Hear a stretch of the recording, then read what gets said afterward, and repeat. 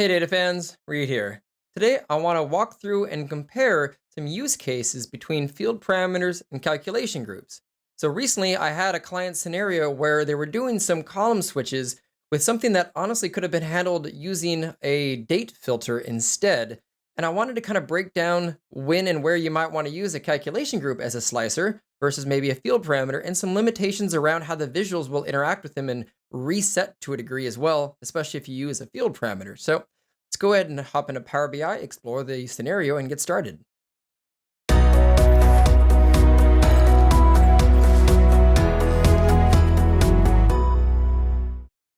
So for this walkthrough, I've created three scenarios.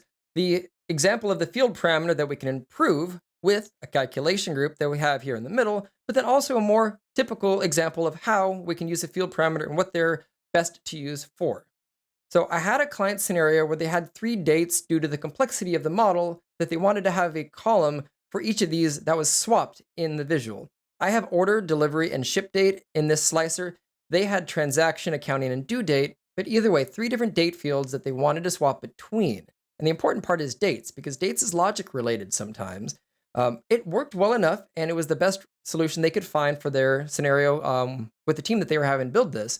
But the problem came through with a matrix table, because anything that you have below it in the natural hierarchy of a matrix. So if I select the visual here, we have the field parameter for dates, but then country and class below it. So that is in this visual. And what happens when I swap to delivery date, I get the new delivery date column, but if I expand down, I have to do this every time. So every time I change the date, it resets the visual for all of the columns that are below it in the hierarchy.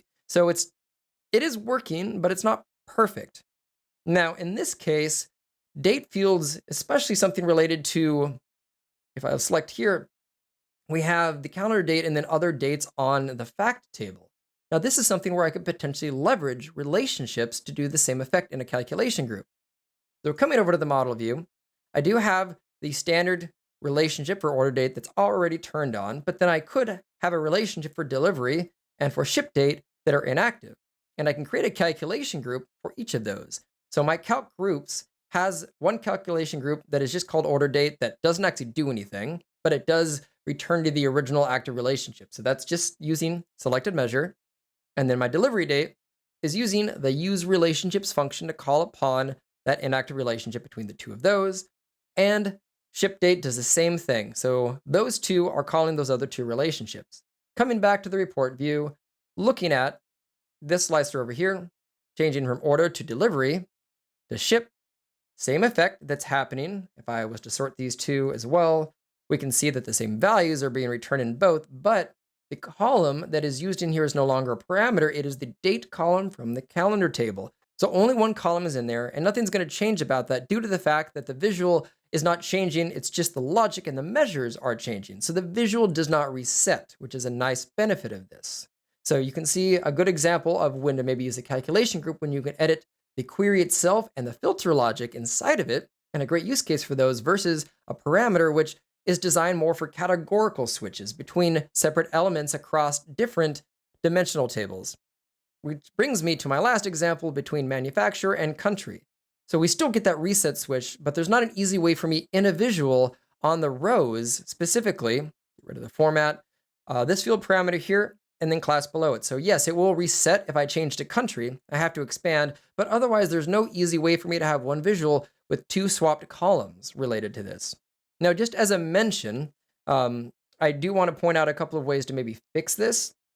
If you switch class and the parameter, so expanding down, the visual now doesn't really reset because the reset in the visual only happens to any fields that are below the level of the parameter inside of the visual. So nothing is below manufacturer country. The visual, quote unquote, does not reset anymore. You can either do that. If you wanted to, you could maybe do a bookmark to swap between them, but I try to avoid those as they're somewhat complex to manage and build. But this is a more typical scenario of a field parameter. And otherwise, hopefully you got a good example of when and where to maybe use parameters versus calculation groups, or at least one scenario to compare the two of them.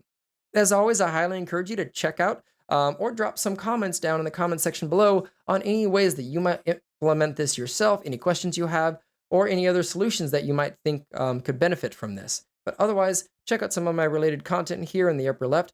As always, don't forget to like, comment, or subscribe to help this channel grow, and I will see you all in my next video.